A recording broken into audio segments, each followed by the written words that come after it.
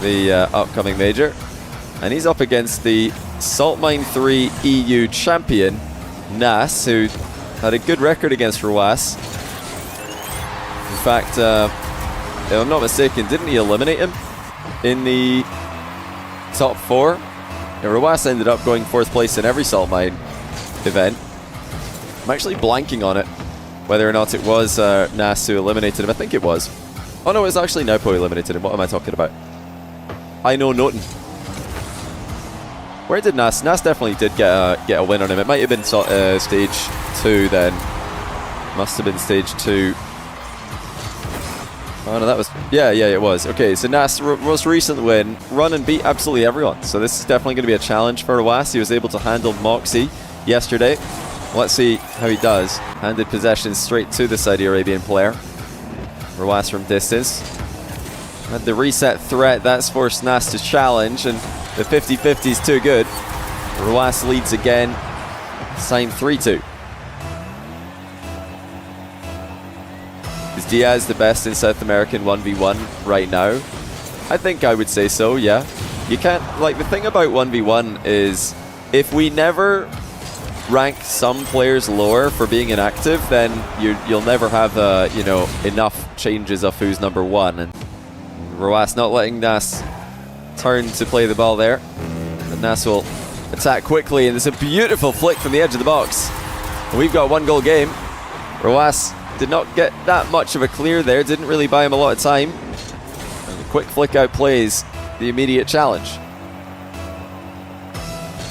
Great start for Nass. And Nass has to score with this attack if he's going to stay in the game. He's not going to do it. Roas, too strong in game 1. And he'll be holding on to this goal lead by the looks of things as well. Unless Nass can sneak away through. No, he can't. Roas might even go for an 8th goal just to rub salt in the wound. Can he get it with a delayed flick? No, but he can keep the ball up. It's a very extended 0-second play, which actually doesn't matter in terms of deciding who wins the game. But it will end up going the way of Roas, who continues his very... Yeah, Atto and Vatira are down to play later on today, so that could be happening. He has 4th own goal to make it 3. Nass continues to impress in the second game of the series. He's really off to a good start here.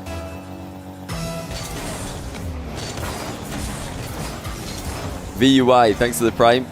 Welcome to the channel. Another decent start here for Nass, but the first touch for Roas will put the ball too high over him. Decides to drill the shot towards that back post side. Nass is all over him before he can turn. A little subtle fake challenge there by Roas. Nass has completely faked him out though. It's 4-0. What a display by the Moroccan there from the halfway line. In fact, from inside the halfway line. And like I was saying, it's not just a ground game for this guy. He's mostly known for his ground game style, but he has become such a well-rounded player. That's 7-1. A Roas misplay leaves the ball in front of the net. Off the ball quickly after a kickoff. Well, let's see what Roas has got planned. Well, that's a good start. Nass thought the fight was for the back corner boost, and Roas has simply shot into the net to go up 1-0. It looks like Nass expected Roas to continue driving forward with him, and he was trying to box him off the corner boost. Roas hit brakes and had an easy open net. Roas flipping away to defend his net. Nass 1 step ahead of him, takes it to the mid boost. Now he's into the air with a flip reset. It looks like he just shot that straight into Roas though. Roas taking his time with the conversion, but Nass is coming back, so he will score. And Nass confidently off the ceiling again. Roas has a huge ceiling challenge though, and an open net at the other end, which he scores. Well, actually it wasn't open by the time he shot it. Took a little bit of time with it, and that allowed Nass to speed flip back into position.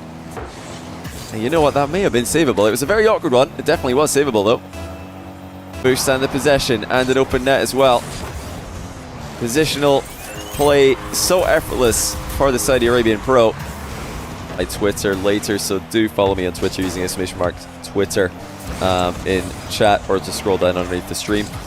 Alternatively, if you're watching on YouTube, just scroll down underneath the video. Pass.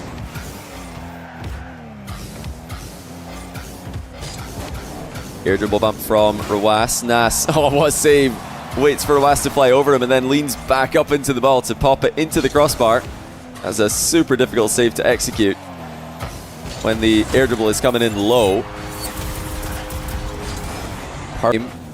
For Nass, it's quite interesting that none of the games have been particularly close just yet. I mean, they've been close-ish at some points, but they've all finished off quite comfortable for the eventual winner.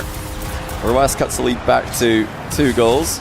Nass as RW9 circled aggressively, now straight down the middle. And Nass let that one roll off the front of his car a bit too much. The flick was not on, and he went for it anyway.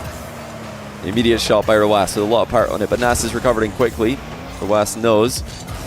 He has to get back equally fast there.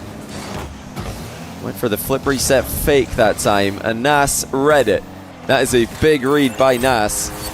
The flip reset by RW9 landed a good bit before Nass could put a challenge in. Could produce a late comeback here. It's a great flip reset lob by Nass though, 10-4, and that probably will be game over. Yes, it is, but we'll take another look at that one from Nass. Look at the placement here. Lobbing the ball. Top bins. Over the top of the pre-jump. Squishy stopped playing when he was on top first. Skiller stopped playing when he was on top for a while, then he started playing again. Now, when that happens, when somebody stops playing for like a year plus competitively in the game mode, you cannot put them in the conversation of best in the region anymore. You just can't. Otherwise, the title never moves. 2v2 since Gamers 8, which is 9 months ago, or something like that, 8 months. So you can't talk about Gamers 8, best in the world, 2v2. Like, if any, like, you know, honestly, 2v2 show match comes up with best in the world players, you can just give one of those guys the title of team to beat right now. Like International 2's tournament on Monday, for example, with 8 teams in it. Let's say that there were maybe, let's say Furia played in a 2's tournament, maybe the MENA teams played. Oh, nice shot by RW9 here. Yeah, if the 2 MENA teams played, if Furia played, if you know, maybe Gen G played, and then a bunch of EU teams played in a 2's tournament, right? So I can't do that.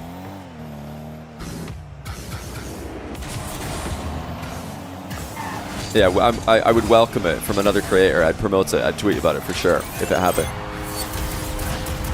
Boost steal by RW9 and a perfect first touch on the turn. This is going to be dangerous for the Moroccan. He's missed it as RW9 fakes him out. And inside of the post, he's got a lot of boost saved up as well. Will Nass find a way through though? Yes, he will. 6-5. Still no goals. RW9 going to let this bounce a little bit lower here. Didn't want to pop it on the first bounce, and instead plays for the dribble and flicks in the opening goal. Extra touch was necessary to set up the dunk on the goal line. Should be kickoff goal here for RW9. No, it's a huge save by Nass, who keeps his momentum and surely ties the series. That's incredible. Steal far side. Nass with just 7 to his name. Things a weak wall shot towards RW9, just trying to waste a little bit of time here. Heavy first touch by RW9, but he's got space, and he's got another top corner. 5-2. He keeps that shot out of the back of his net, but with every passing second, this comeback becomes harder. Nass, close range flick on target, turns quickly, takes his time, and snipes the shot with 21 seconds left. Much, and he can't get one. RW9 just plays ball knowing that there's no flip available for Nass. And it looks like he's lost control of the following ceiling shot play as well. That is going to be game over. Game 7 goes to RW9. Continues to play just a little bit too well on the EU side.